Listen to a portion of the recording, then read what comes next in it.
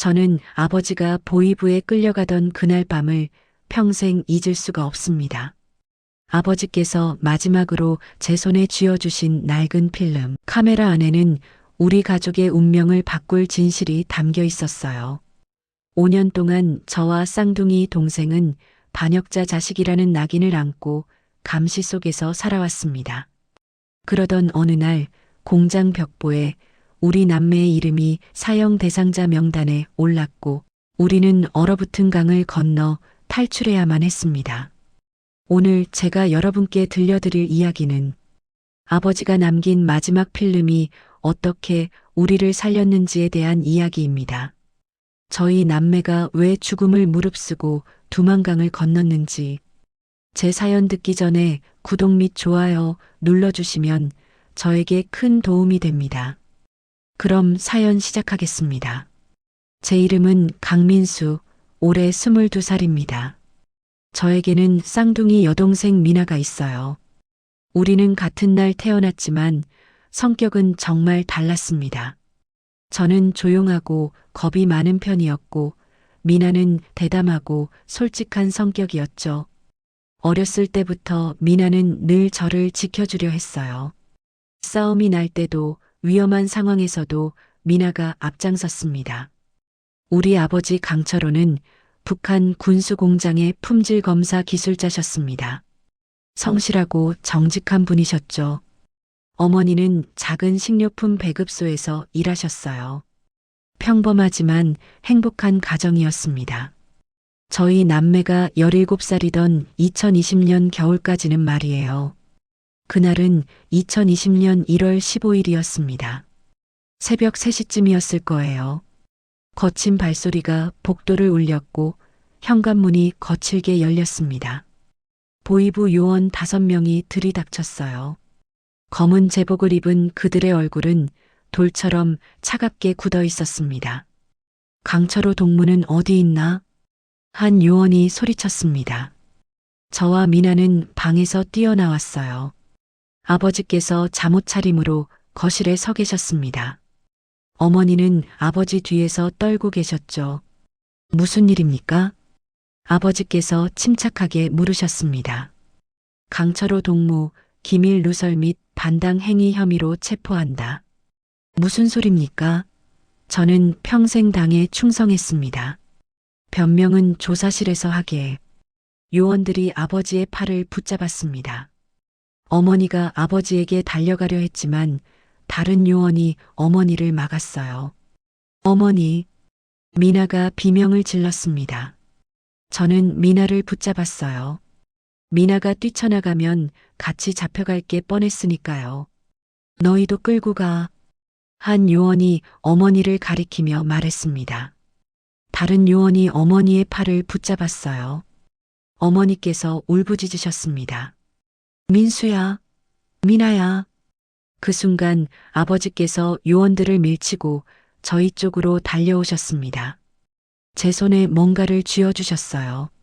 작고 무거운 물건이었습니다. 민수야, 이 안에 모두 있다. 꼭 살아남아라. 아버지의 목소리는 떨리고 있었습니다. 요원들이 아버지를 다시 끌고 갔어요. 아버지와 어머니는 그렇게 끌려가셨습니다. 현관문이 닫히고 집은 죽은 것처럼 조용해졌어요. 저는 손에 쥐어진 물건을 봤습니다. 낡은 필름 카메라였어요. 작고 오래된 카메라였는데 무게감이 묘하게 느껴졌습니다. 미나가 제 옆으로 다가왔어요. 오빠, 그게 뭐야? 아버지가 주신 거야. 카메라? 응, 근데 왜 이걸 주셨을까? 우리는 카메라를 자세히 살펴봤습니다. 필름이 아직 안에 들어 있었어요. 하지만 현상되지 않은 필름이었습니다. 아버지께서 왜 이걸 주셨는지 알 수 없었어요. 다음 날 아침 공장 간부들이 우리 집에 왔습니다. 집안을 뒤지기 시작했어요. 가구를 뒤집고 서랍을 열고 바닥까지 뜯어봤습니다. 저는 급히 카메라를 다락 천장 틈새에 숨겼어요. 다행히 그들은 카메라를 찾지 못했습니다. 일주일 뒤 부모님이 처형됐다는 통보가 왔습니다. 재판도 없었어요. 그냥 처형됐다고만 했습니다.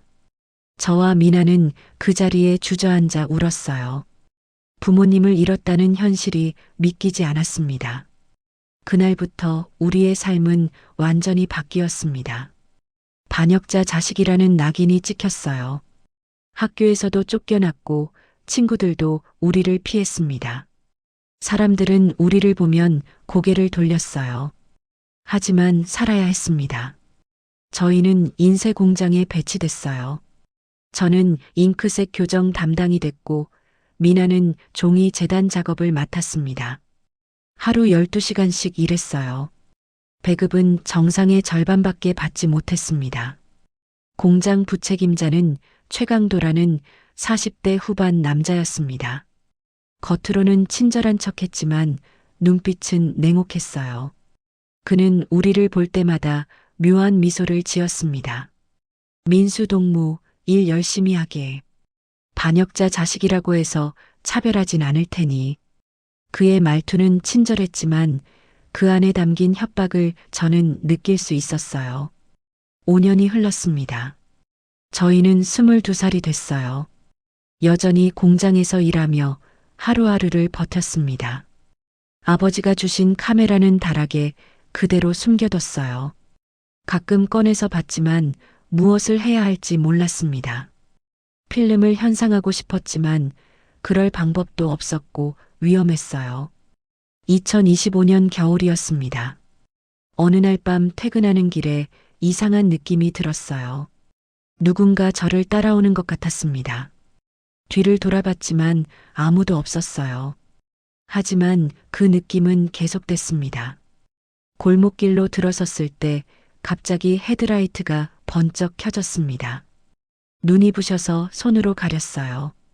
차에서 누군가 내렸습니다. 최강도였어요. 민수동무, 이 밤에 어디 가나? 집에 갑니다. 집에? 혼자? 네. 최강도가 제게 다가왔습니다. 담배 냄새가 났어요.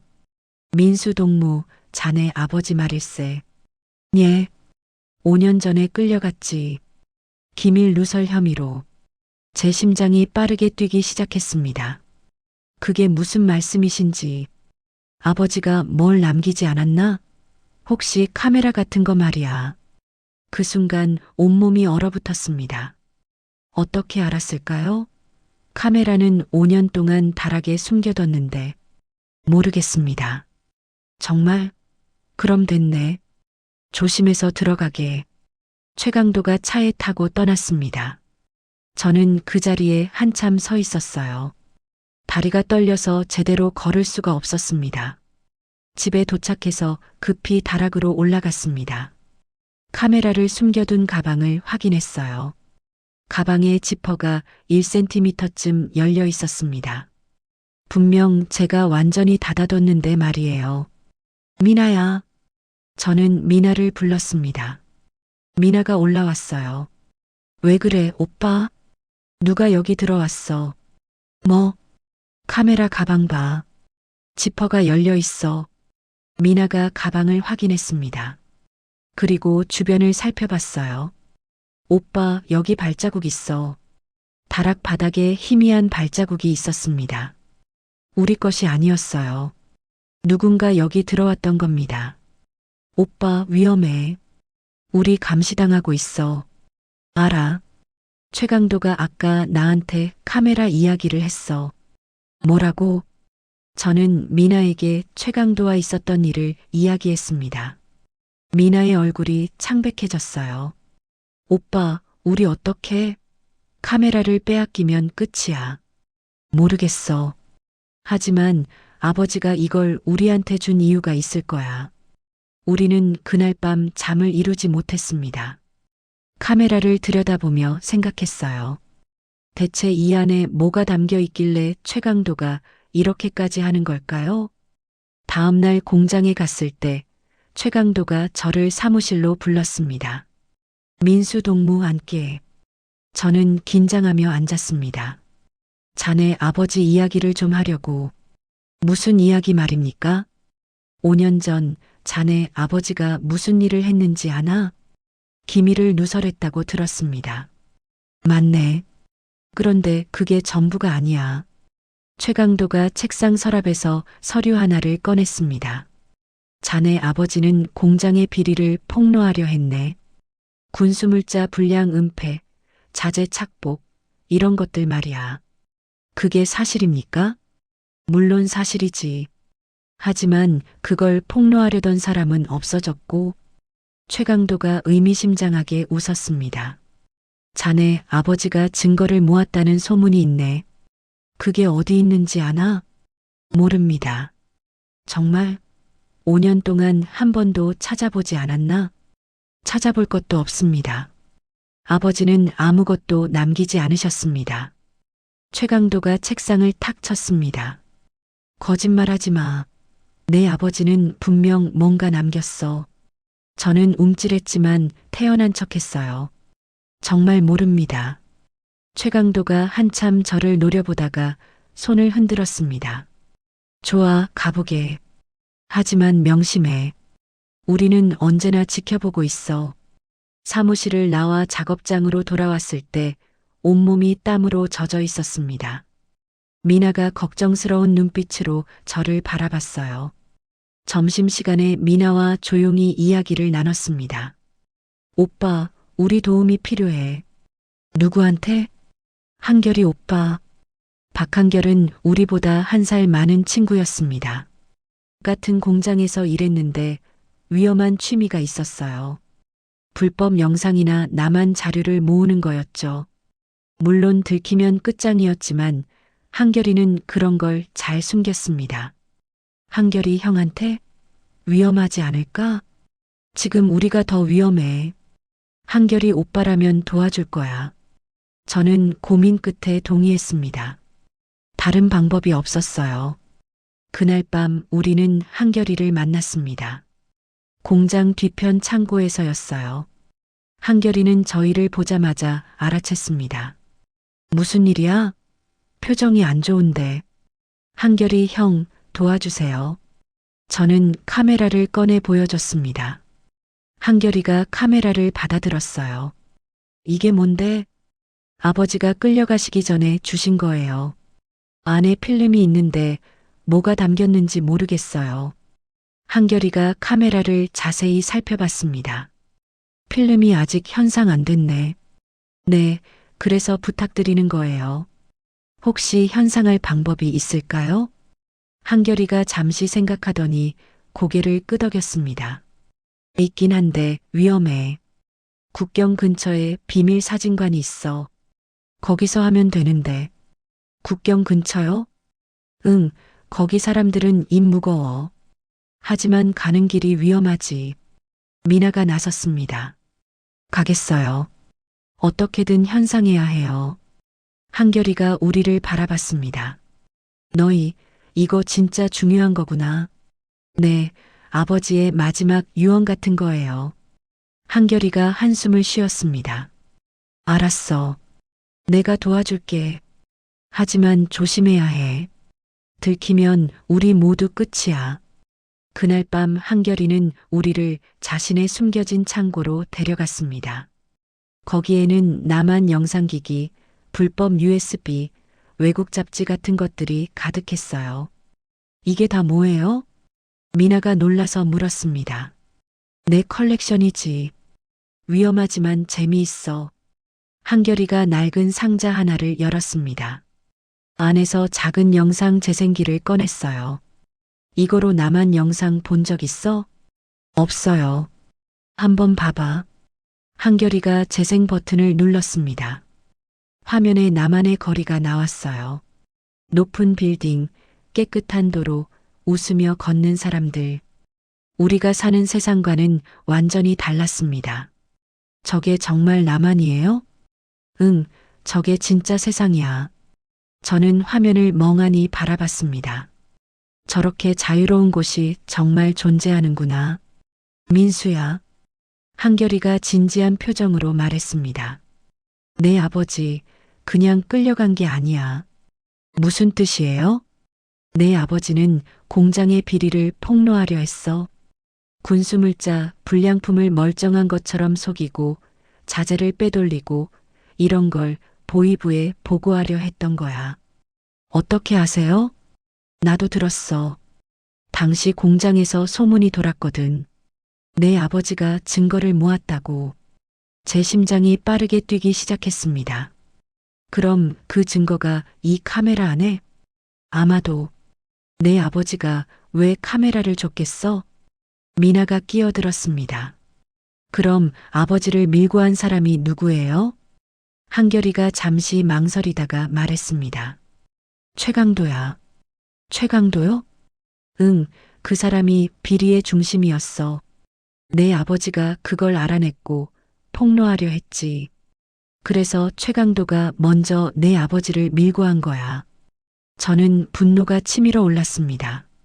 최강도, 그 사람이 우리 부모를 죽인 거였어요. 그 새끼를. 제가 욕을 내뱉자 한결이가 제 어깨를 잡았습니다. 진정해. 지금 화내봤자 소용없어. 중요한 건 그 필름을 현상하는 거야. 그래야 진실을 알 수 있어. 미나가 물었습니다. 현상하면 어떻게 돼요? 우리가 그걸 누구한테 보여줄 수 있나요? 남한으로 가는 거지. 한결이의 말에 우리는 놀랐습니다. 남한으로요? 응, 여기서는 아무것도 할 수 없어. 하지만 남한으로 가면 달라. 거기서 이 증거를 공개하면 국제적으로 문제가 될 거야. 하지만 어떻게 남한으로 가요? 국경을 넘는 거지.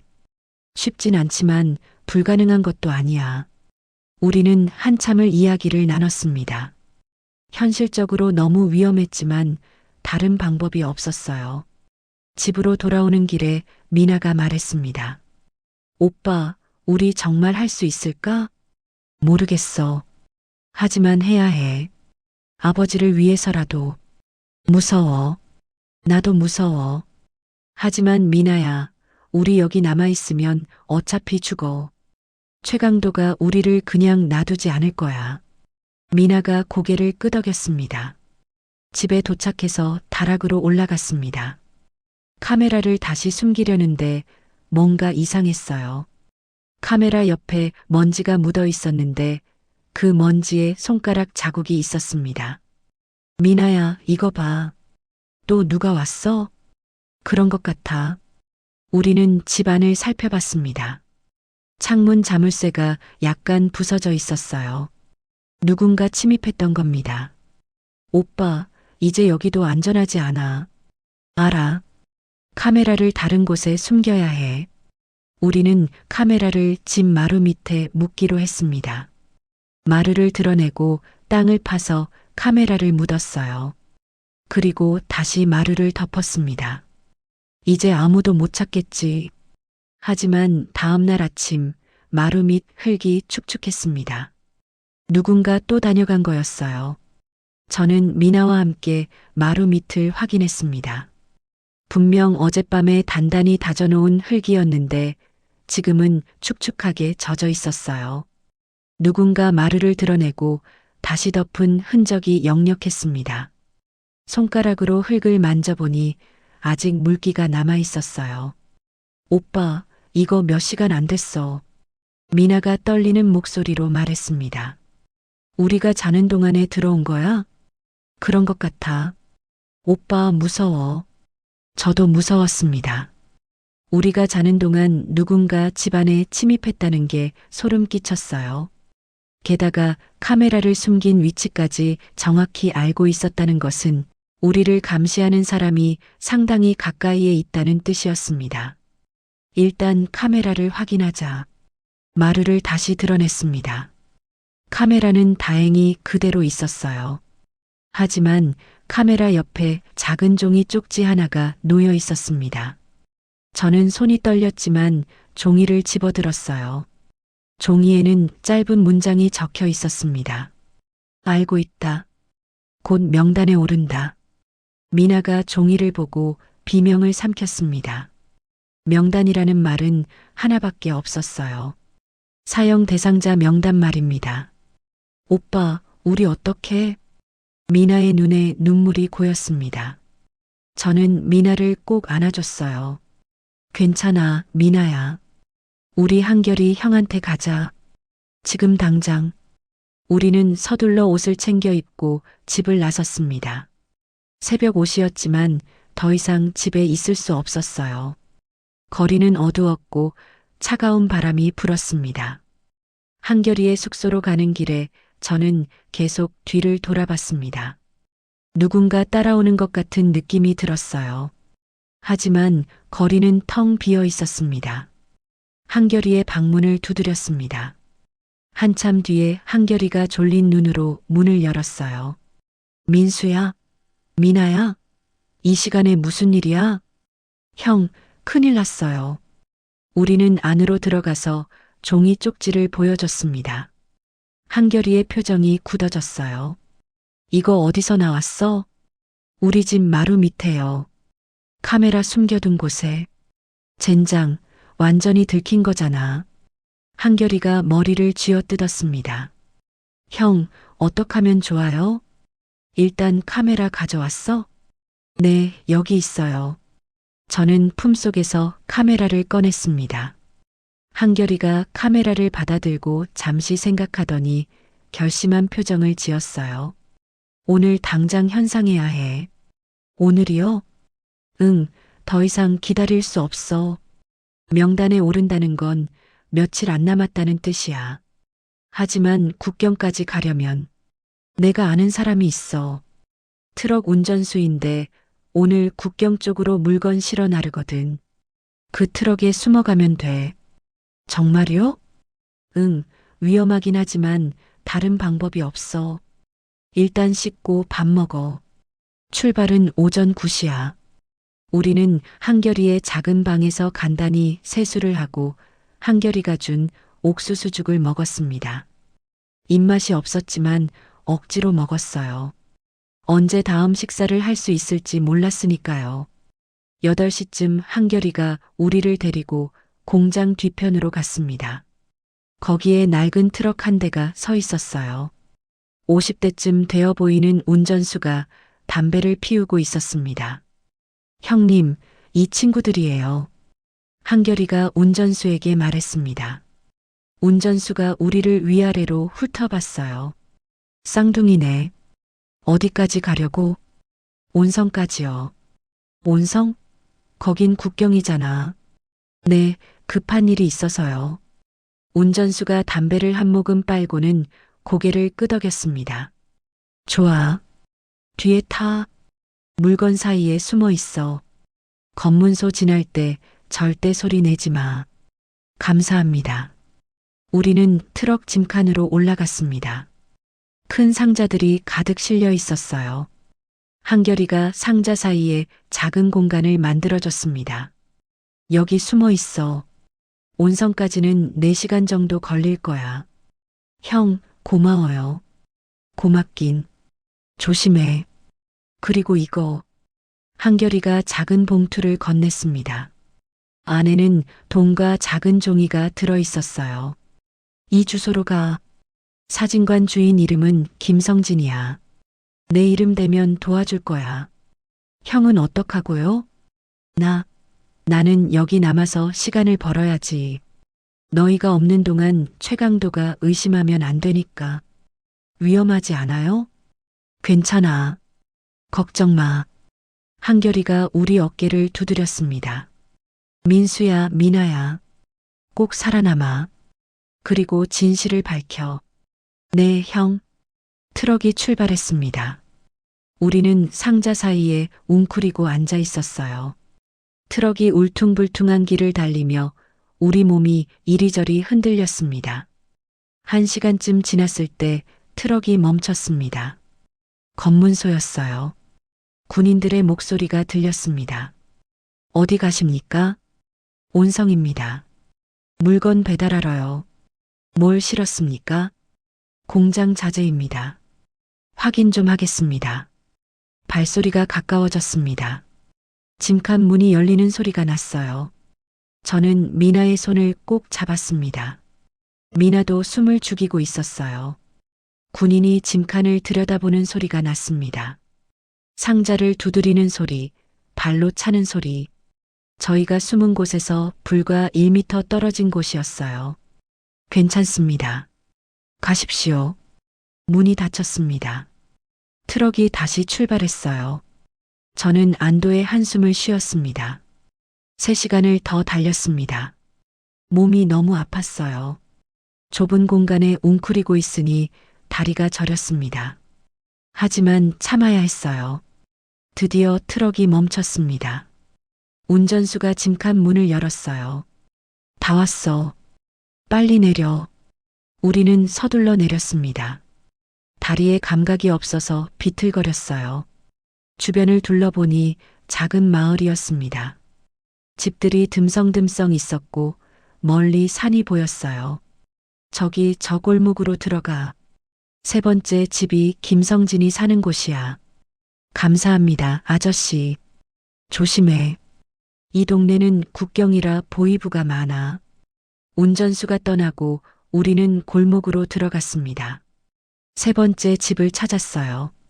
낡은 단층 집이었는데 문패에 김성진이라고 적혀 있었습니다. 문을 두드렸습니다. 한참 뒤에 30대로 보이는 남자가 문을 열었어요. 수염이 덥수룩하고 피곤해 보였습니다. 누구십니까? 박한결이가 보냈습니다. 그 말에 남자의 표정이 바뀌었습니다. 한결이가? 들어와.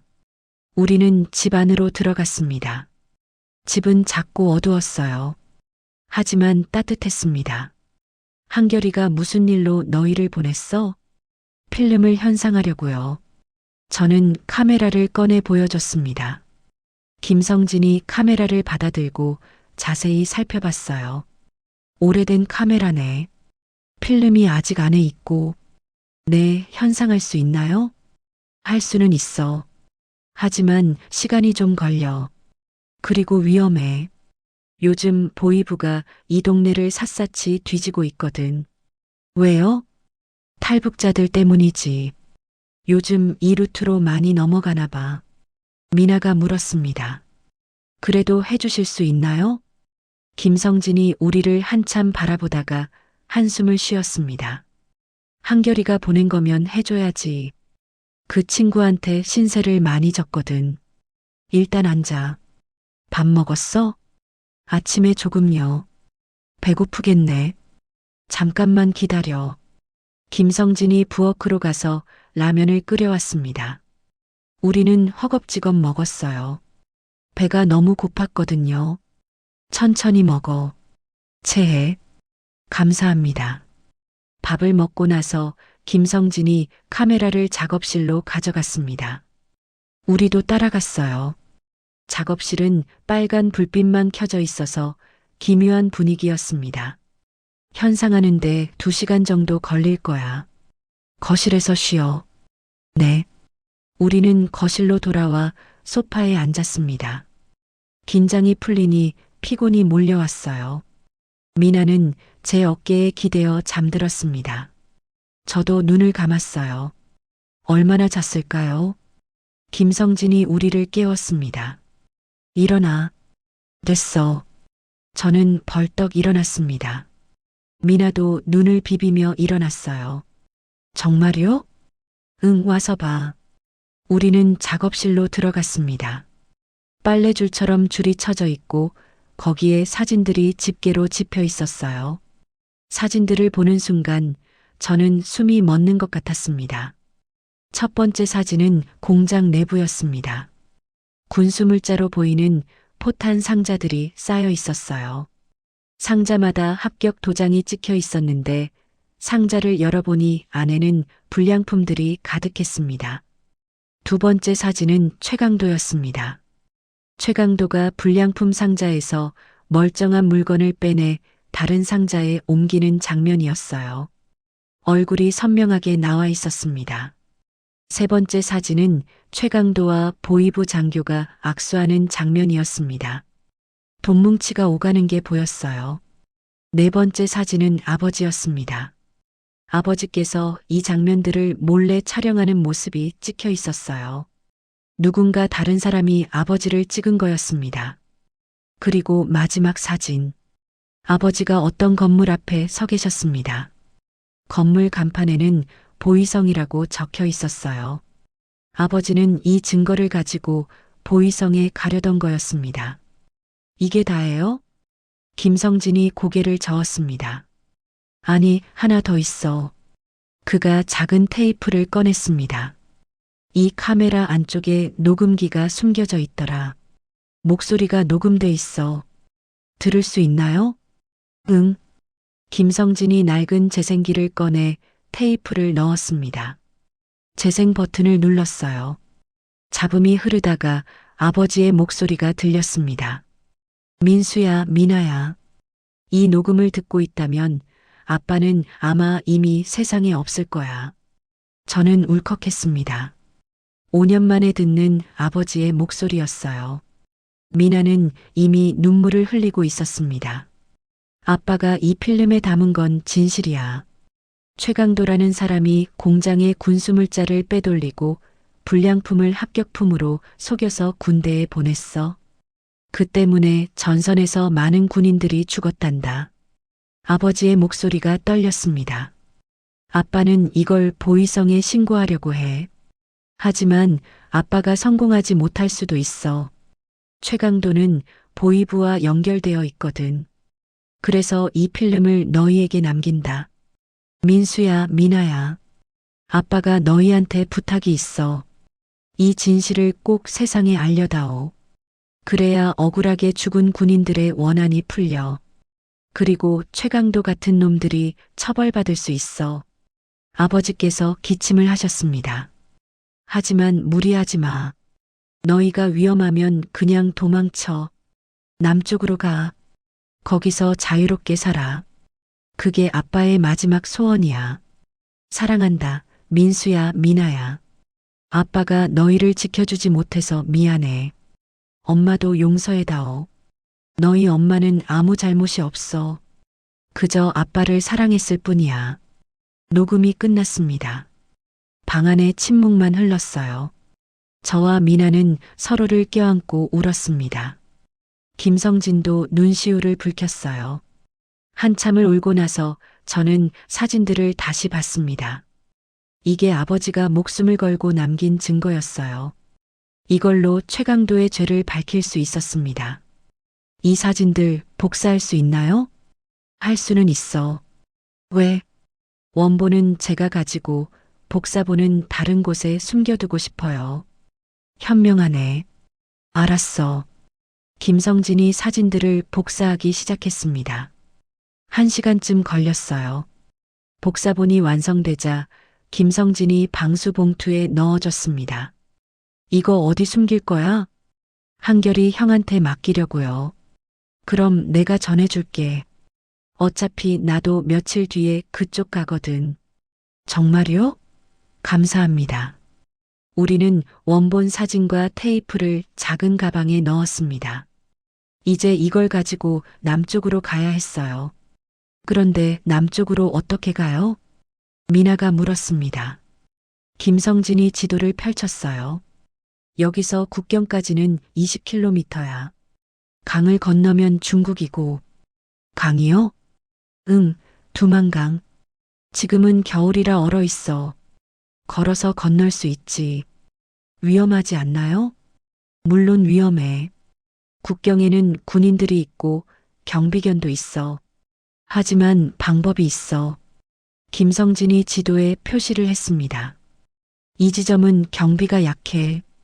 밤 11시에서 새벽 1시 사이에 교대 시간이거든. 그때 건너면 돼. 혼자서요? 아니, 안내인이 있어. 내가 아는 사람인데 돈을 주면 국경까지 데려다 줘. 얼마예요? 2사람이면 500위안. 저는 한결이가 준 돈을 세어봤습니다. 정확히 500위안이었어요. 한결이가 이미 다 계산해 놓은 거였습니다. 있어요. 드릴게요. 좋아. 그럼 오늘 밤에 출발하자. 오늘 밤이요? 응, 시간이 없어. 너희가 여기 온 거 들킬 수도 있어. 김성진의 말이 맞았습니다. 우리는 빨리 움직여야 했어요. 저녁을 먹고 우리는 출발 준비를 했습니다. 김성진이 두꺼운 옷을 빌려줬어요. 겨울밤 국경은 영하 20도까지 내려간다고 했습니다.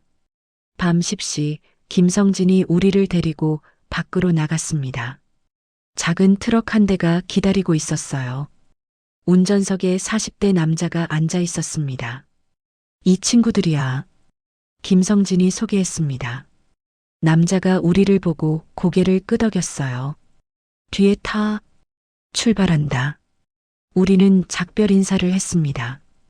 김성진 씨, 정말 감사합니다. 천만에. 조심해서 가.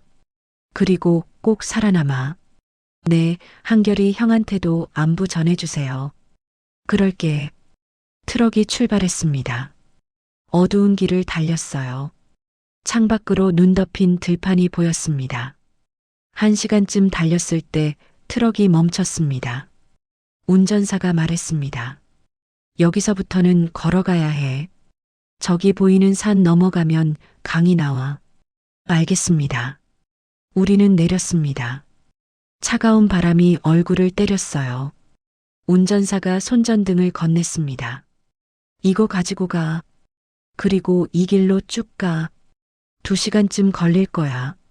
감사합니다. 운전사가 떠나고 우리만 남았습니다. 저는 미나의 손을 잡았어요. 미나야, 무섭지? 응, 무서워. 하지만 할 수 있어.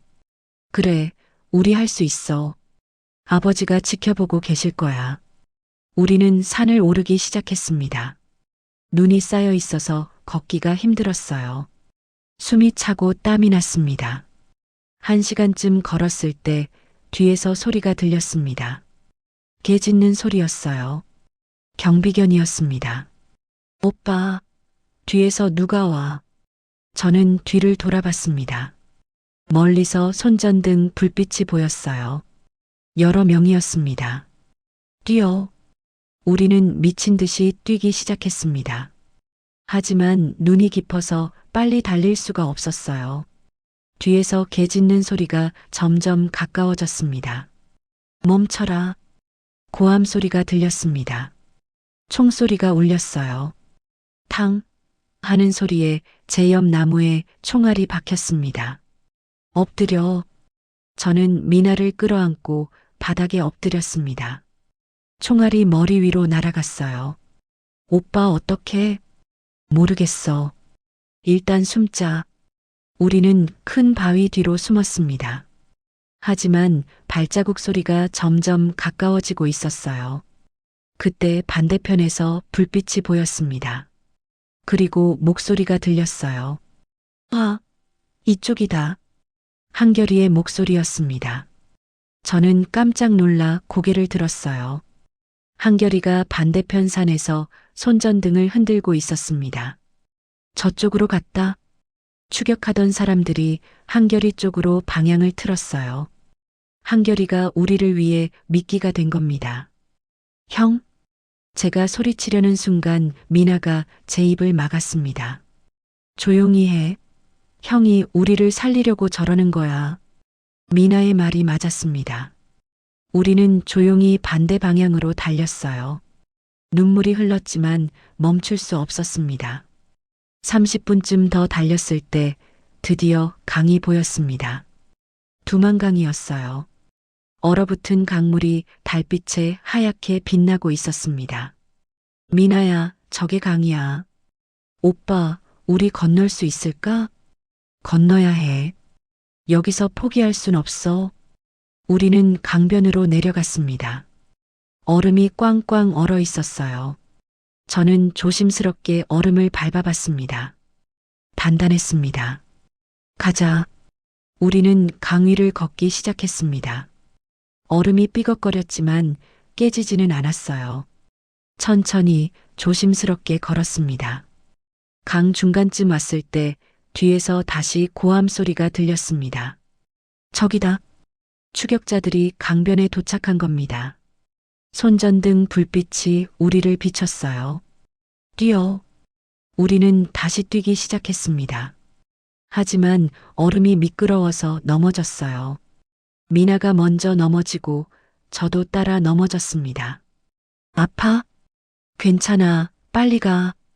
우리는 일어나 다시 뛰었습니다. 뒤에서 총소리가 들렸어요. 탕, 탕, 얼음에 총알이 박혔습니다. 조금만 더. 마침내 강 반대편에 도착했습니다. 중국 땅이었어요. 우리는 그대로 바닥에 쓰러졌습니다. 중국 땅에 쓰러진 우리는 한참을 그렇게 누워 있었습니다. 숨이 턱까지 차올랐고 온몸이 땀으로 흠뻑 젖어 있었어요. 하지만 추위는 느껴지지 않았습니다. 아드레날린이 온몸을 지배하고 있었거든요. 뒤에서는 여전히 고함 소리가 들렸지만 그들은 강을 건너오지 못했어요. 국경을 넘으면 국제 문제가 되니까요. 미나야, 괜찮아? 저는 숨을 헐떡이며 미나에게 물었습니다. 미나가 고개를 끄덕였어요. 응, 괜찮아. 오빠는? 나도 괜찮아. 우리는 일어나 앉았습니다. 뒤를 돌아보니 강 건너편에서 손전등 불빛들이 흔들리고 있었어요. 그들은 여전히 우리를 찾고 있었습니다. 한결이 형은 어떻게 됐을까? 미나가 걱정스럽게 물었습니다. 저도 걱정이었어요. 한결이 형이 우리를 살리기 위해 미끼가 됐는데 잡혔을까요? 형은 똑똑해. 빠져나갔을 거야. 저는 그렇게 믿고 싶었습니다. 하지만 마음 한편으론 불안했어요. 일단 여기서 멀리 가자. 아직 안전하지 않아. 우리는 일어나서 걷기 시작했습니다. 중국 마을이 어디쯤 있는지 알 수 없었어요. 그저 강에서 멀어지는 방향으로 걸었습니다. 1시간쯤 걸었을 때 멀리 불빛이 보였습니다. 작은 마을이었어요. 우리는 그쪽으로 향했습니다. 마을에 들어서자 조선족으로 보이는 간판들이 보였어요. 한글과 중국어가 섞여 있었습니다. 여기 조선족 마을인 것 같아. 그럼 도움을 청할 수 있을까? 모르겠어. 일단 사람을 찾아보자. 마을을 걸으며 우리는 불 켜진 집을 찾았습니다. 대부분의 집은 불이 꺼져 있었어요. 새벽 1시가 넘었으니까요. 하지만 한 집에서만 희미한 불빛이 새어나오고 있었습니다. 저는 용기를 내서 그 집 문을 두드렸습니다. 한참 뒤에 60대쯤 되어 보이는 할머니가 문을 열었어요. 할머니는 우리를 보고 놀란 표정을 지었습니다. 누구세요? 죄송합니다. 저희 북한에서 왔는데 도와주실 수 있으신가요? 할머니가 우리를 위아래로 훑어봤습니다.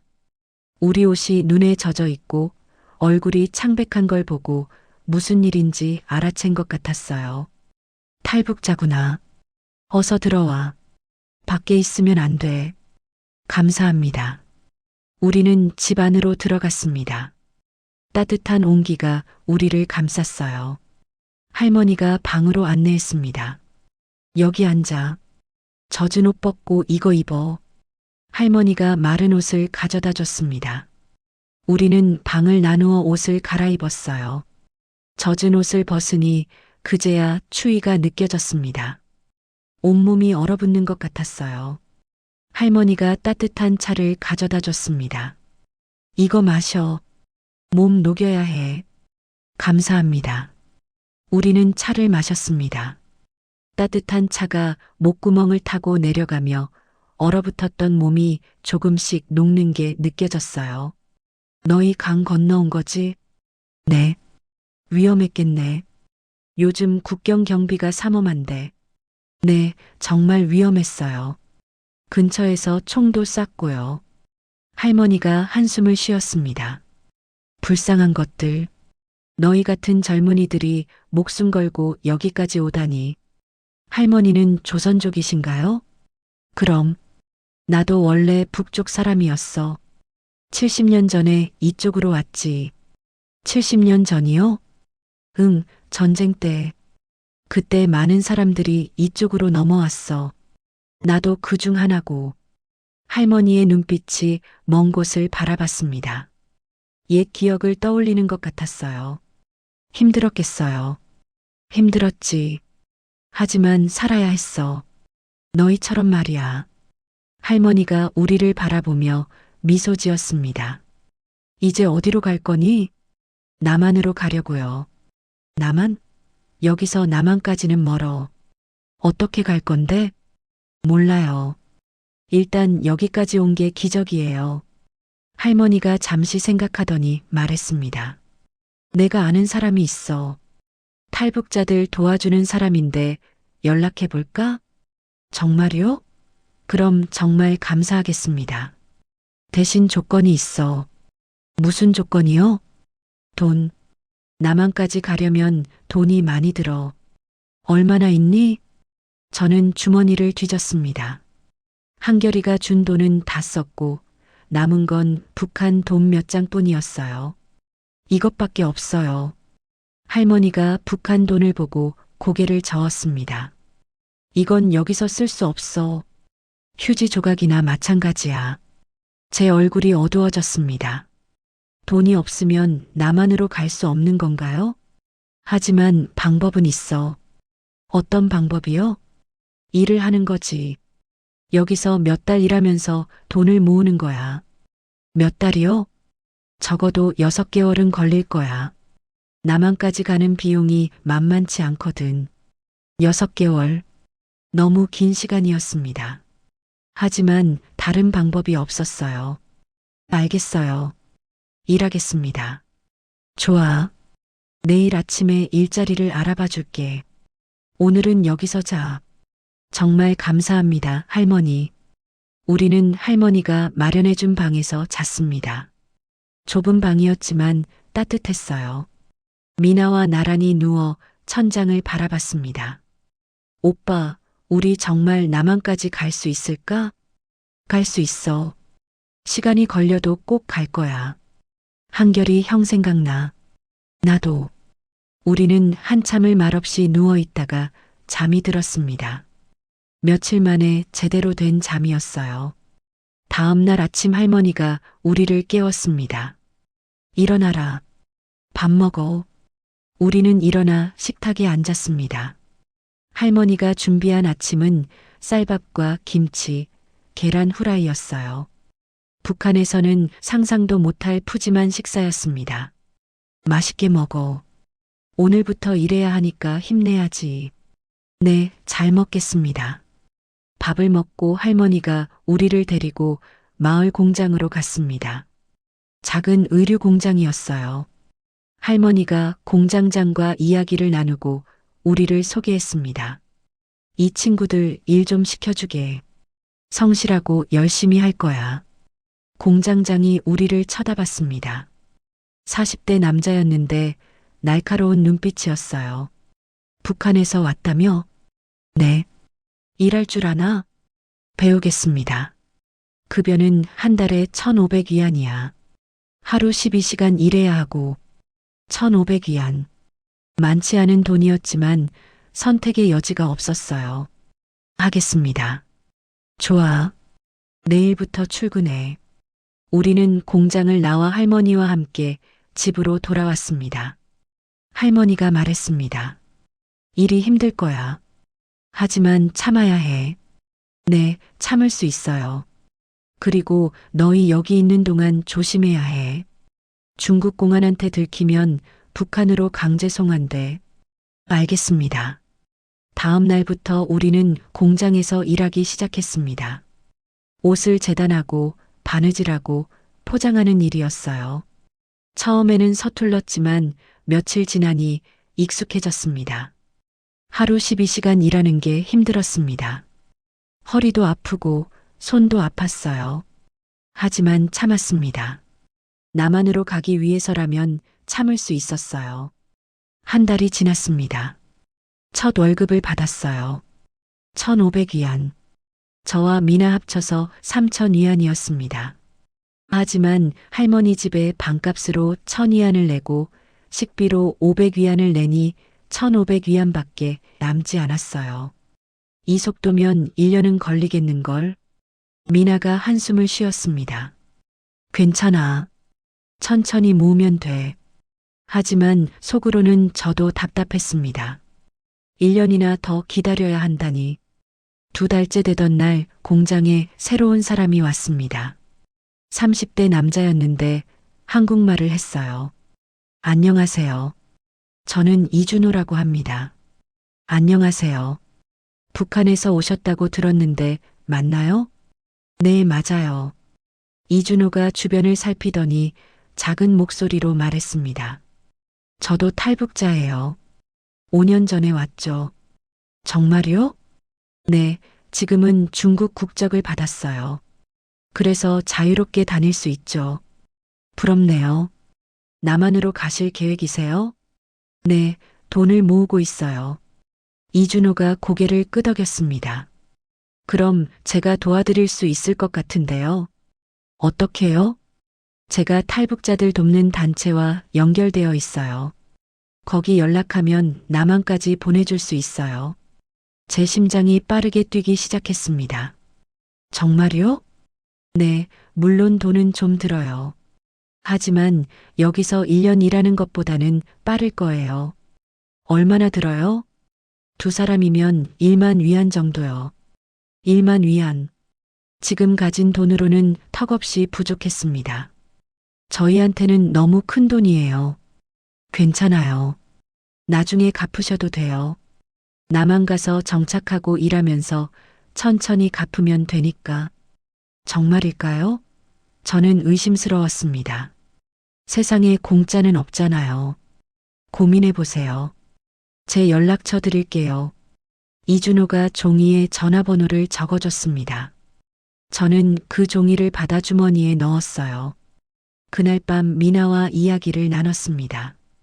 오빠, 그 사람 믿어도 될까? 모르겠어. 하지만 다른 방법이 있나? 그것도 그렇네. 우리는 고민 끝에 이준호에게 연락하기로 했습니다. 다음 날 이준호를 다시 만났어요. 결정하셨어요? 네, 도움받고 싶어요. 좋은 선택이에요. 제가 단체에 연락할게요. 일주일 안에 출발할 수 있을 거예요. 고맙습니다. 일주일 뒤 이준호가 우리를 찾아왔습니다. 준비됐어요. 오늘 밤 출발합니다. 오늘 밤이요? 네, 차가 준비됐어요. 남쪽으로 가는 차예요. 우리는 할머니에게 작별 인사를 했습니다. 할머니, 정말 감사했어요. 천만에. 조심해서 가거라. 그리고 나만 가면 잘 살아. 네, 꼭 그러겠습니다. 할머니가 우리를 꼭 안아줬습니다. 할머니의 품에서 따뜻함이 느껴졌어요. 밤 10시 이준호가 우리를 데리고 마을 외곽으로 갔습니다. 큰 트럭 한 대가 서 있었어요. 저 트럭을 타면 돼요. 어디로 가는 거예요? 라오스요.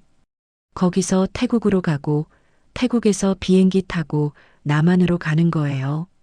라오스, 태국. 들어보기만 한 나라였습니다. 정말 그렇게 먼 곳까지 가야 하는 건가요?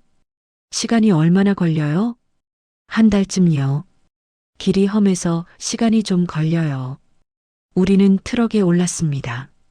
짐칸 안에는 이미 다른 사람들이 있었어요. 모두 탈북자로 보였습니다. 안녕하세요. 우리가 인사하자 사람들도 고개를 끄덕였습니다. 모두 어두운 표정이었어요. 아마 우리처럼 힘든 과정을 겪어온 사람들일 겁니다. 트럭이 출발했습니다. 우리는 남쪽을 향해 달렸어요. 창밖으로 중국의 밤 풍경이 지나갔습니다. 며칠을 달렸습니다. 낮에는 숨어 있고 밤에만 이동했어요. 검문을 피하기 위해서였습니다. 밥은 제대로 먹지 못했어요. 가끔 트럭이 멈추면 빵이나 물을 받았습니다. 일주일쯤 지났을 때 트럭이 갑자기 멈췄습니다. 밖에서 고함 소리가 들렸어요. 검문이다. 트럭 안 사람들이 술렁였습니다. 검문에 걸리면 우리 모두 붙잡히는 겁니다. 조용히 해. 운전사가 소리쳤습니다. 우리는 숨을 죽였어요. 트럭 문이 열렸습니다. 중국 공안이 손전등을 비추며 안을 들여다봤어요. 저는 미나를 꼭 안았습니다. 뭘 싣고 가십니까? 옷감입니다. 확인 좀 하겠습니다. 공안이 짐을 뒤지기 시작했습니다. 점점 우리 쪽으로 가까워졌어요. 이제 발각되는 건 시간 문제였습니다. 그때 다른 공안이 소리쳤습니다.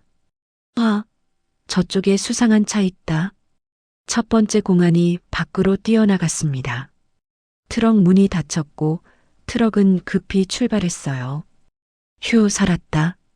트럭 안 사람들이 안도의 한숨을 쉬었습니다. 2주가 더 지났습니다. 드디어 라오스에 도착했어요. 트럭에서 내려 작은 배에 탔습니다. 메콩강을 따라 내려갔어요. 배는 좁고 낡았습니다. 물이 새는 곳도 있었어요. 하지만 참아야 했습니다. 사흘을 배를 타고 갔습니다. 그리고 태국에 도착했어요. 태국 이민국 수용소로 갔습니다. 여기서 며칠 기다려야 해요. 남한 대사관에서 연락이 오면 출발할 수 있어요. 안내인이 말했습니다. 우리는 수용소에 들어갔어요. 수용소는 붐볐습니다. 수백 명의 탈북자들이 있었어요. 모두 남한으로 가기를 기다리는 사람들이었습니다. 여기서 얼마나 기다려야 해요? 미나가 물었습니다. 사람마다 달라요. 빠르면 일주일, 늦으면 몇 달도 걸려요. 우리는 수용소에서 지냈습니다. 좁은 방에 여러 명이 함께 있어야 했어요. 하지만 불평할 수 없었습니다. 여기까지 온 것만으로도 기적이었으니까요. 한 달이 지났습니다. 드디어 우리 차례가 왔어요. 강민수, 강민아. 남한 대사관에서 연락 왔습니다. 내일 출발합니다. 그 말을 듣는 순간 눈물이 쏟아졌습니다. 드디어 남한으로 가는 거예요. 다음 날 우리는 공항으로 갔습니다. 비행기를 타는 건 처음이었어요. 무서웠지만 설렜습니다. 비행기가 이륙했습니다. 창밖으로 구름이 보였어요. 세상이 점점 작아졌습니다. 오빠, 우리 정말 남한으로 가는 거야? 응, 정말이야. 몇 시간 뒤 비행기가 착륙했습니다. 인천공항이었어요. 비행기 문이 열렸습니다. 우리는 천천히 밖으로 나갔어요. 한국 땅을 밟는 순간 다리에 힘이 풀렸습니다. 미나야, 우리 해냈어. 응, 오빠. 우리 해냈어. 우리는 서로를 껴안고 울었습니다. 5년간의 고통, 위험한 탈출, 긴 여정 끝에 드디어 자유를 찾은 겁니다. 하지만 기쁨도 잠시, 우리에게는 아직 해야 할 일이 남아 있었습니다. 아버지가 남긴 필름을 세상에 공개하는 것, 그리고 한결이 형의 소식을 확인하는 것이었어요. 인천공항에서 우리는 정부 관계자들의 안내를 받았습니다. 국가정보원 직원들이었어요. 그들은 우리를 조사실로 데려갔습니다. 탈북자들은 모두 거쳐야 하는 절차라고 했어요. 조사실은 작고 조용했습니다. 책상 하나와 의자 몇 개가 전부였어요. 한 남자가 우리를 맞았습니다. 40대쯤 되어 보였는데 온화한 인상이었습니다. 안녕하세요. 저는 국가정보원 김태호 과장입니다. 먼저 무사히 오신 걸 환영합니다. 감사합니다. 긴장하지 마세요. 그냥 몇 가지 질문만 할 겁니다. 북한에서 어떻게 사셨는지, 왜 탈북하셨는지, 그런 것들이요. 저는 고개를 끄덕였습니다. 김 과장이 기록지를 펼쳤어요. 먼저 성함과 나이부터 여쭤볼게요. 강민수, 22살입니다. 강민아, 22살이에요. 쌍둥이시군요. 북한에서는 어디 사셨어요? 함경북도 온성입니다. 가족은요? 부모님은 5년 전에 돌아가셨습니다. 어떻게 돌아가셨나요? 저는 잠시 망설였습니다. 이제 말해야 할 때였어요. 처형당하셨습니다. 김 과장의 표정이 굳어졌습니다. 처형이요? 무슨 이유로요? 기밀 누설 혐의라고 했습니다.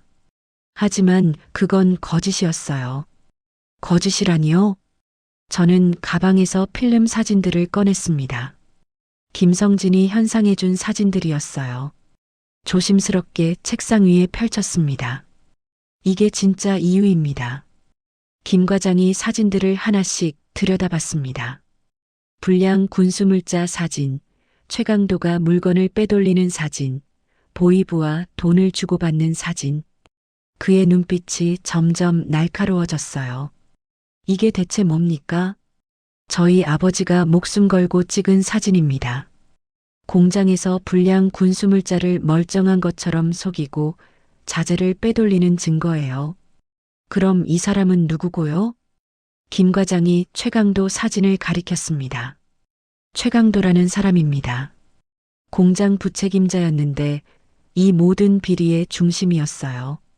아버지가 이걸 폭로하려 하자 아버지를 먼저 밀고 한 겁니다. 이건 정말 중요한 자료네요. 김 과장이 다른 직원을 불렀습니다. 더 많은 사람들이 들어와서 사진들을 검토했어요. 이 사진들 언제 찍은 겁니까? 2020년쯤으로 알고 있습니다. 5년 전이군요. 그럼 지금도 이런 일이 계속되고 있을 가능성이 높네요. 아마도요. 김 과장이 저를 똑바로 쳐다봤습니다. 민수 씨, 이 자료는 정말 귀중합니다. 북한 내부의 부패를 보여주는 직접적인 증거거든요. 이걸 공개해도 괜찮으시겠어요? 네, 그러려고 여기까지 온 겁니다. 아버지의 유언이기도 하고요. 저는 녹음 테이프도 꺼냈습니다. 그리고 이것도 있습니다. 아버지의 목소리가 녹음되어 있어요. 김 과장이 테이프를 받아들었습니다. 그들은 테이프를 재생할 장비를 가져왔어요. 아버지의 목소리가 다시 울려 퍼졌습니다. 민수야, 미나야. 이 녹음을 듣고 있다면 아빠는 아마 이미 세상에 없을 거야. 조사실에 있던 사람들이 모두 숨을 죽이고 들었습니다. 아버지의 목소리는 떨렸지만 또렷했어요. 아빠가 이 필름에 담은 건 진실이야. 최강도라는 사람이 공장의 군수물자를 빼돌리고 불량품을 합격품으로 속여서 군대에 보냈어. 녹음이 끝났을 때 조사실은 조용했습니다. 김 과장의 눈에 눈물이 맺혀 있었어요. 대단한 분이시네요, 아버님이. 네, 자랑스러운 아버지였습니다. 이 자료들 저희가 잘 활용하겠습니다. 국제사회에 북한의 실상을 알리는데 큰 도움이 될 거예요. 감사합니다. 조사가 끝나고 우리는 임시 거처로 안내받았습니다. 하나원이라는 곳이었어요. 탈북자들이 남한 사회에 적응하도록 돕는 교육기관이라고 했습니다. 하나원은 깨끗하고 편안했습니다. 방도 있고 식당도 있고 운동장도 있었어요. 북한과는 완전히 다른 세상이었습니다. 첫날 밤 미나와 저는 방에서 이야기를 나눴습니다. 오빠, 진짜 꿈 같아. 나도 그래. 여기가 정말 남한이라는 게 믿기지 않아. 한결이 형 생각나. 나도. 우리는 한결이 형이 어떻게 됐는지 너무 궁금했습니다. 무사할까요? 다음 날 저는 김 과장에게 부탁했어요. 과장님, 부탁이 하나 있습니다. 무엇입니까? 저희 친구가 북한에 있는데 소식을 알 수 있을까요? 이름이 뭡니까? 박한결입니다. 온성 인쇄 공장에서 일하고 있을 거예요. 김 과장이 메모했습니다. 알아보겠습니다. 하지만 북한 내부 정보는 확인하기 어려울 수 있어요. 그래도 부탁드립니다. 일주일이 지났습니다. 하나원에서는 남한 사회에 대해 배웠어요. 민주주의, 시장 경제, 법률, 문화. 모든 게 새로웠습니다. 특히 자유라는 개념이 신기했습니다. 여기서는 정부를 비판해도 잡혀가지 않는다고 했어요. 뉴스에서 대통령을 비판하는 걸 보고 깜짝 놀랐습니다. 저렇게 해도 돼? 미나가 놀라서 물었습니다. 강사가 웃으며 대답했어요. 물론이죠. 여기는 자유민주주의 국가니까요. 2주째 되는 날 김 과장이 저를 찾아왔습니다. 표정이 어두웠어요. 민수 씨, 잠깐 이야기 좀 할까요? 네. 우리는 상담실로 갔습니다. 김 과장이 서류를 꺼냈어요. 박한결 씨에 대해 알아봤습니다. 제 심장이 빠르게 뛰기 시작했습니다. 어떻게 됐어요? 김 과장이 한숨을 쉬었습니다. 좋지 않은 소식입니다. 설마, 박한결 씨는 체포됐습니다. 반동사상 유포 혐의로요. 제 머릿속이 하얘졌습니다. 한결이 형이 잡혔다고요?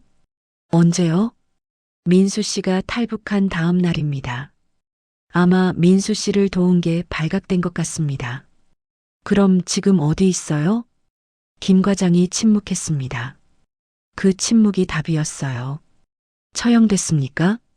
확실하지는 않습니다만 북한 내부 소식통에 따르면 3개월 전에 공개 처형됐다고 합니다. 저는 그 자리에 주저앉았습니다.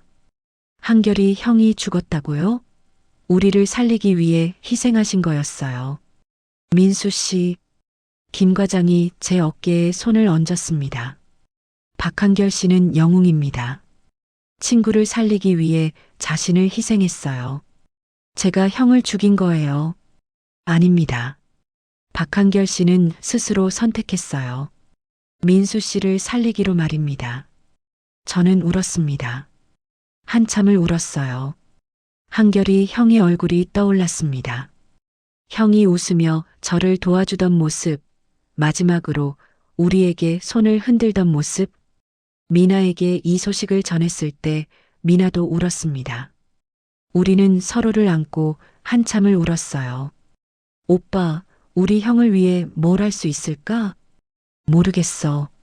하지만 형의 희생을 헛되게 하면 안 돼. 다음 날 저는 김 과장에게 부탁했습니다. 과장님, 아버지 사진들을 언론에 공개하고 싶습니다. 공개요? 네, 많은 사람들이 알아야 합니다. 북한에서 무슨 일이 일어나는지요. 하지만 민수 씨 신분이 노출될 수 있습니다. 괜찮습니다. 저는 더 이상 숨고 싶지 않아요. 김 과장이 잠시 생각하더니 고개를 끄덕였습니다. 알겠습니다. 준비하겠습니다. 일주일 뒤 기자회견이 열렸습니다. 많은 기자들이 왔어요. 카메라가 저를 향했고 플래시가 터졌습니다. 저는 단상에 섰습니다. 떨렸지만 참았어요. 아버지와 한결이 형을 위해서라도 잘해야 했습니다. 안녕하십니까? 저는 강민수입니다. 3개월 전 북한에서 탈북했습니다. 제 목소리가 마이크를 타고 울려 퍼졌습니다. 오늘 여러분께 보여드릴 것은 제 아버지가 목숨을 걸고 찍은 사진들입니다. 북한 군수공장의 부패를 보여주는 증거입니다. 스크린에 사진들이 나타났습니다. 기자들이 숨을 죽였어요. 이 사람은 최강도라는 공장 부책임자입니다. 그는 군수물자를 빼돌리고 불량품을 합격품으로 속였습니다. 그 때문에 많은 군인들이 죽었습니다. 저는 아버지의 녹음도 들려줬습니다. 아버지의 목소리가 회견장에 울려 퍼졌어요. 제 아버지는 이 진실을 폭로하려 했습니다. 하지만 최강도에게 밀고 당해 처형됐습니다. 그리고 저를 도와준 친구 박한결도 3개월 전 처형됐습니다. 제 목소리가 떨렸습니다. 이 자리를 빌려 말씀드립니다. 북한은 겉으로는 강한 척하지만 내부는 썩어 있습니다. 부패와 거짓이 만연합니다. 그리고 그 피해는 결국 인민들이 받습니다. 제 아버지와 박한결의 희생이 헛되지 않기를 바랍니다. 많은 분들이 북한의 실상을 알아주셨으면 합니다. 감사합니다. 기자회견이 끝나고 많은 기자들이 질문했습니다. 저는 최선을 다해 대답했어요. 그날 밤 뉴스에 제 이야기가 나왔습니다. 많은 사람들이 관심을 가졌어요. 아버지의 사진은 국제사회에도 알려졌습니다. 며칠 뒤 유엔 북한 인권조사위원회에서 연락이 왔습니다. 증언을 해달라는 거였어요. 저는 스위스 제네바로 갔습니다. 유엔 본부에서 증언했어요. 세계 각국의 대표들 앞에서 아버지의 이야기, 한결이 형의 이야기를 했습니다. 북한은 변해야 합니다. 더 이상 무고한 사람들이 희생되어서는 안 됩니다. 제 증언은 국제뉴스에 보도됐습니다. 많은 사람들이 북한 인권 문제에 관심을 갖기 시작했어요. 한국으로 돌아왔을 때 미나가 저를 안아줬습니다. 오빠 잘했어. 아버지와 한결이 형도 기뻐하실 거야. 그랬으면 좋겠어. 하나원 교육이 끝나고 우리는 사회로 나왔습니다. 정부에서 작은 아파트를 지원해줬어요. 그리고 정착금도 받았습니다. 처음으로 우리만의 집이 생긴 겁니다. 작은 원룸이었지만 천국 같았어요. 미나야, 우리 여기서 새로 시작하자. 응, 오빠. 저는 대학 입학을 준비했습니다. 검정고시를 봐서 고등학교 졸업 자격을 땄어요. 그리고 대학에 지원했습니다. 미나는 요리를 배우기 시작했습니다. 요리사가 되고 싶다고 했어요. 오빠, 나 나중에 음식점 하나 차릴 거야. 좋은 생각이야. 미나가 만든 음식 맛있잖아. 오빠는 뭐 할 거야? 나는 인권 변호사가 되고 싶어. 인권 변호사? 응, 북한 인권 문제를 다루는 변호사. 아버지와 한결이 형 같은 사람들을 위해 싸우고 싶어. 미나가 제 손을 잡았습니다. 오빠는 정말 멋있어. 1년이 지났습니다. 저는 대학에 합격했어요. 법학과였습니다. 미나는 요리학원을 다니며 실력을 키웠습니다. 어느 날 저는 아버지와 한결이 형을 위한 추모식을 열었습니다. 작은 행사였지만 의미 있었어요. 많은 탈북자들이 와줬습니다. 아버지, 한결이 형, 저희 잘 살고 있습니다. 두 분의 희생을 절대 잊지 않겠습니다. 저는 추모비 앞에서 절을 올렸습니다. 미나도 함께 절했어요. 2년이 지났습니다. 저는 대학교 2학년이 됐고 미나는 작은 식당에서 일하며 경험을 쌓았습니다. 어느 날 뜻밖의 연락을 받았습니다. 김 과장이었어요. 민수 씨, 좋은 소식이 있습니다. 무슨 소식이요? 최강도가 체포됐습니다. 제 심장이 뛰었습니다. 정말요? 네, 북한 내부에서 숙청이 있었는데 최강도도 포함됐다고 합니다. 민수 씨가 공개한 증거 때문에 국제사회의 압박이 거세졌거든요. 북한도 어쩔 수 없이 조치를 취한 것 같습니다. 그럼 아버지 억울함이 풀린 건가요? 어느 정도는요. 물론 북한이 공식적으로 인정한 건 아니지만 최강도가 처벌받은 건 사실입니다. 저는 울컥했습니다. 아버지, 당신의 억울함이 조금이나마 풀렸습니다. 그날 밤 저는 미나에게 말했습니다. 미나야, 아버지 억울함이 풀렸대. 정말? 응, 최강도가 잡혔어. 미나가 저를 안았습니다. 우리는 기쁨의 눈물을 흘렸어요. 3년이 지났습니다. 저는 대학을 졸업하고 로스쿨에 진학했습니다. 미나는 작은 식당을 열었어요. 희망식당이라는 이름이었습니다. 오빠, 오늘 개업이야. 와줄 거지? 당연하지. 내가 첫 손님이야. 미나의 식당은 작았지만 따뜻했습니다. 탈북자들이 자주 찾아왔어요. 미나는 그들에게 무료로 밥을 주기도 했습니다. 미나야, 돈 벌려고 식당 하는 거 아니야? 돈도 중요하지만 더 중요한 게 있잖아.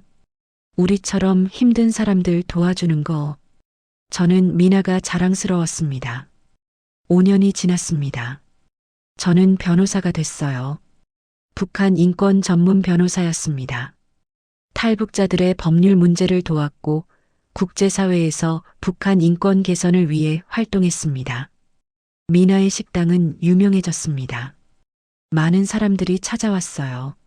미나는 수익의 일부를 탈북자 지원 단체에 기부했습니다. 어느 날 저는 아버지 무덤을 찾았습니다. 물론 북한에 계신 아버지 무덤에는 갈 수 없었어요. 그래서 나만의 추모 공간을 만들었습니다. 아버지, 저 변호사 됐습니다. 아버지처럼 정의를 위해 싸우는 사람이 됐어요. 바람이 불었습니다. 아버지께서 대답하시는 것 같았어요. 한결이 형도 있죠? 형 덕분에 저희가 여기까지 올 수 있었어요. 감사합니다. 저는 절을 올렸습니다. 긴 절이었어요. 그날 밤 미나와 함께 저녁을 먹었습니다. 오빠, 우리 정말 많이 왔지? 그러게. 5년 전만 해도 상상도 못했어. 오빠, 행복해? 응, 행복해. 너는?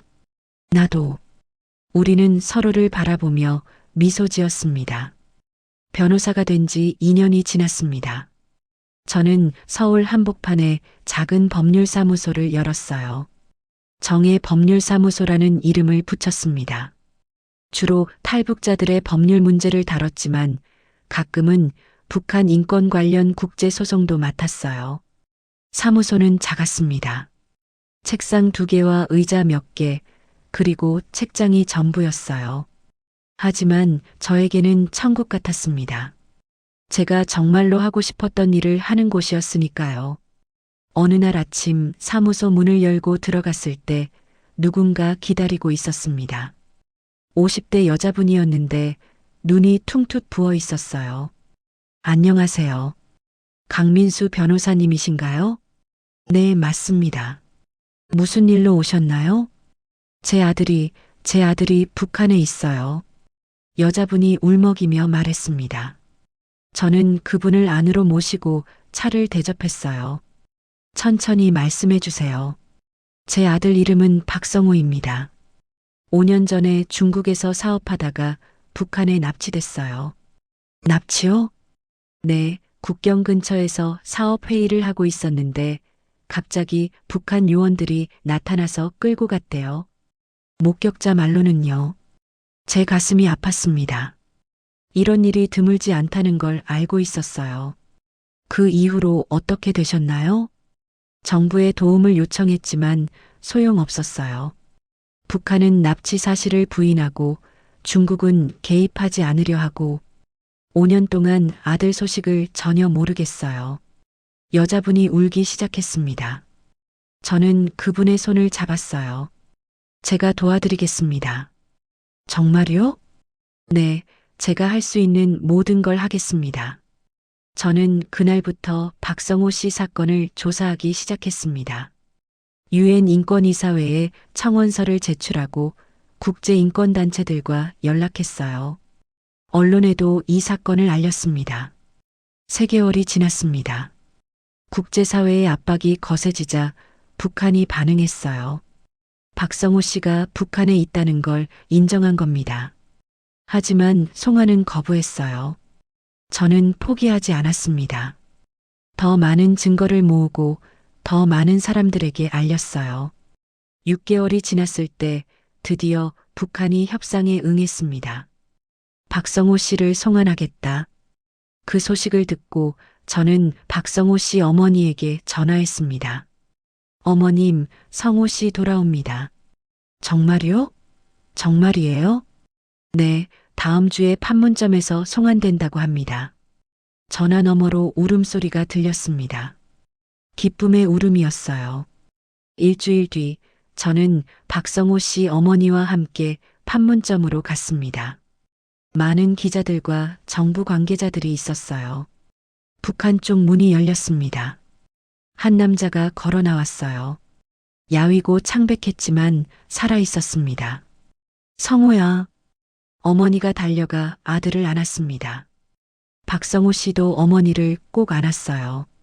두 사람은 한참을 그렇게 울었습니다. 저는 그 모습을 보며 눈물을 흘렸습니다. 5년 만의 재회였어요. 제가 이 일을 할 수 있어서 감사했습니다. 그날 밤 미나의 식당에서 저녁을 먹었습니다.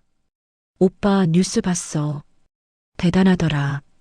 별거 아니야. 당연히 해야 할 일이었어. 아니야, 대단한 거야. 오빠 덕분에 가족이 다시 만났잖아. 미나가 제 손을 잡았습니다. 오빠, 자랑스러워. 고마워, 미나야. 그 사건 이후 저는 더 유명해졌습니다. 많은 탈북자들과 납북 피해자 가족들이 저를 찾아왔어요. 바빴지만 행복했습니다. 제가 누군가에게 도움이 되고 있다는 게 기뻤어요. 1년 뒤 저는 한 강연회에 초대받았습니다. 대학생들을 대상으로 한 인권 강연이었어요. 주제는 북한 인권의 현실과 우리의 역할이었습니다. 강연장은 붐볐습니다. 수백 명의 학생들이 있었어요. 저는 단상에 올라 마이크를 잡았습니다. 안녕하세요. 강민수입니다. 저는 8년 전 북한에서 탈북했습니다. 학생들이 조용히 저를 바라봤어요. 오늘 여러분께 제 이야기를 들려드리려 합니다. 제 아버지, 제 친구, 그리고 수많은 북한 사람들의 이야기를요. 저는 아버지가 필름을 남긴 이야기부터 시작했습니다. 최강도의 부패, 아버지의 처형, 5년간의 감시와 억압, 그리고 한결이 형과의 만남, 탈북 준비, 두만강을 건넌 밤. 제 친구 박한결은 저를 살리기 위해 자신을 희생했습니다. 그날 밤 국경에서 추격자들의 시선을 끌어 저희가 도망칠 시간을 벌어줬어요. 그리고 나중에 체포되어 처형됐습니다. 강연장이 조용해졌습니다. 몇몇 학생들은 눈물을 흘리고 있었어요. 여러분, 북한에는 지금도 수많은 사람들이 고통받고 있습니다. 자유가 없고 인권이 없고 희망이 없는 곳에서 살아가고 있어요. 우리가 관심을 가져야 합니다. 그들의 목소리를 들어야 합니다. 제가 변호사가 된 이유는 단 하나입니다. 아버지와 한결이 형 같은 사람들을 위해 싸우기 위해서요. 정의가 승리하는 세상을 만들기 위해서입니다. 강연이 끝나고 많은 학생들이 질문했습니다. 그중 한 여학생이 물었어요. 변호사님, 북한이 정말 변할 수 있을까요? 저는 잠시 생각하고 대답했습니다. 변할 수 있습니다. 하지만 쉽지 않을 거예요. 국제사회의 지속적인 관심과 압박이 필요합니다. 그리고 무엇보다 북한 내부에서 변화를 원하는 사람들의 용기가 필요하죠. 저희는 뭘 할 수 있나요? 관심을 가지세요. 북한 인권 문제를 알아가세요. 그리고 주변에 알리세요. 작은 관심이 모이면 큰 변화를 만들 수 있습니다. 북한에는 아직도 수많은 사람들이 고통받고 있습니다. 우리는 계속 싸워야 합니다. 그날 밤 미나의 식당에서 작은 축하 파티가 열렸습니다. 탈북자 친구들, 인권운동가들, 그리고 제가 도왔던 사람들이 모였어요. 오빠, 정말 대단해. 아버지와 한결이 형도 기뻐하실 거야. 그랬으면 좋겠어. 우리는 창밖을 바라봤습니다. 서울의 야경이 아름다웠어요. 미나야, 우리 정말 멀리 왔지? 응, 정말 멀리 왔어. 앞으로도 계속 가야 해. 더 많은 사람들을 돕고, 더 많은 진실을 밝히고. 응, 오빠. 나도 도울게. 우리 함께 가자. 미나가 제 손을 잡았습니다. 우리는 서로를 바라보며 미소 지었어요. 이것이 제 삶이에요. 이것이 제가 선택한 길입니다. 아버지가 남긴 한 장의 필름은 제 인생을 바꿨습니다. 그리고 그 필름 속 진실은 계속해서 세상을 바꾸고 있었어요. 두만강을 건널 때 저는 그저 살고 싶었습니다. 하지만 이제는 다릅니다. 저는 살아남는 것을 넘어 다른 사람들이 살 수 있도록 싸우고 있습니다. 그것이 제가 아버지와 한결이 형께 보답하는 방법입니다. 그것이 그분들의 희생을 헛되지 않게 만드는 길입니다. 창밖으로 동이 트기 시작했습니다. 새로운 날이 밝아오고 있었어요. 저는 일어나 창문을 열었습니다. 신선한 공기가 들어왔습니다. 자유의 공기였습니다. 저는 너무나도 행복했습니다. 저의 긴 사연 들어주셔서 감사합니다. 제 사연을 들고 느끼신 점을 댓글로 남겨주시면 감사하겠습니다.